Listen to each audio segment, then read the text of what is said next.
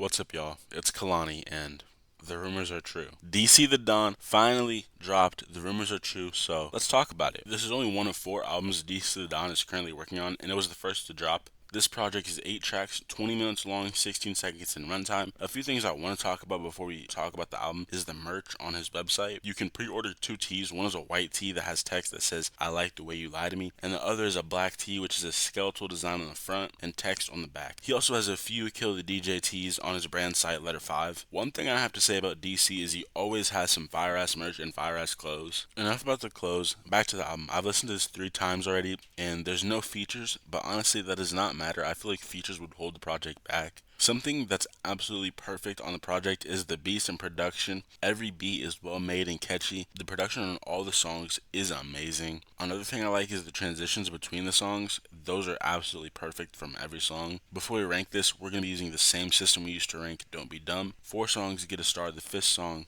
or my favorite song, gets posted on my Instagram story. All that out of the way, let's get into the project. This was the lead single for the project, and every time I listen to the song, it just gets better and better. There's perfect production on the song, and the beat is so catchy, and it's overall a catchy song in general. And the transition from this into Popstar Nervous is absolutely perfect. Again, this song has a great beat. Everything about the song is perfect. The chorus is amazing, and it's honestly a great turn up song. I like the putting in a new cassette sound effect at the end of the song. This shit gets a star. Again, everything about this song is perfect. The production, the beat, his voice, and then the darker beat into Selena. It's just perfect. This is a great change of pace from the previous tracks, with it being slower and more melodic, and it was lyrically closer to what he was doing on Rebirth, which honestly was my favorite project from him. It also had the perfect transition into 10 out of 10. This song had a great beat. It was very, very catchy. I loved his flow. I don't know what to say. This song is just perfect. I loved this beat. It was a very spacey song. Star. Perfect song. Star.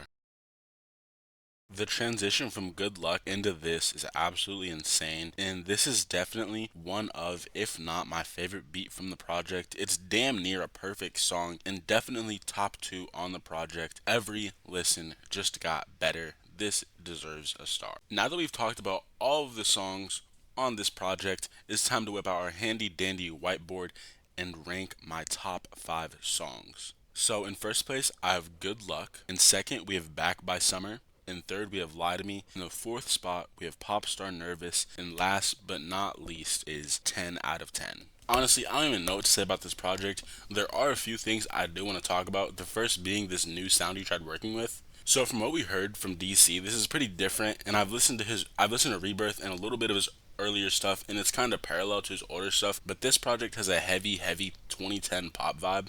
We can definitely see this on tracks like Popstar Nervous and Lie to Me, and Kill the DJ has more of his older sound, but overall it works for every track and the overall vibe of the project. I would definitely love to see him explore this sound more because it just fits the vibe and his voice so well. It also shows the versatility that he has, and speaking of versatility, with this new sound and DC leaving his old label Rostrum and signing to Republic Records, it's really allowed him to improve the production on his songs, because this is probably one of my favorite produced albums from DC, and honestly in general this year. It's just such a well produced album. Another thing I love about the project is how most, if not every, cuss word was bleeped, and honestly, I would usually hate that, but I think in this case it enhances the project. Along with the improvement in his production, I think he heavily improved his melodies as well. Another thing he did perfectly on this project was the transitions. The transitions between every single song is damn near perfect, and it makes the whole project flow together really well. My favorite transition is the one between Selena and The Weeknd into 10 out of 10. And then one more thing I want to talk about is how DC The Don seems to have always been stuck in the underground, which I believe is true because he's been putting out quality music since 2018 and hasn't gotten enough recognition for it. But speaking of the underground, do you, yes you, listen to underground rap and want to stay up to date to the newest artists and the newest underground news? Then follow Level 7 Broadcasting on TikTok for daily underground rap posts. Anyway, y'all, that's all I have for you guys today, so stay tuned, follow all my socials on screen, like, comment, subscribe, peace.